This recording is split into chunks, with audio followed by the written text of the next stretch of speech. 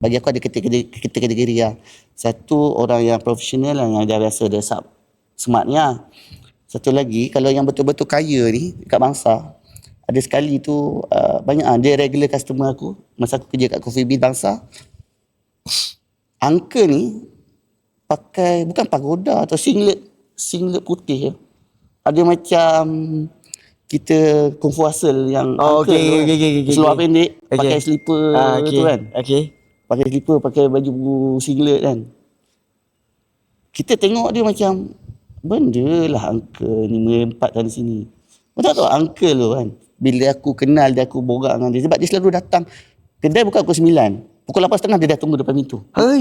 Dia nak espresso shot. Okey, hari-hari lah? Boleh kata bukan tiap-tiap hari. Kalau dia pergi ke Bursa. Sebab dulu dia dulu online kurang tau. So dia kena pergi pagi-pagi. Sebab pagi-pagi tu buka, dia buat duit macam mana lah. Ada sekali tu kata, oh saya pergi ni lah, ni trading. Okey lah, dia kata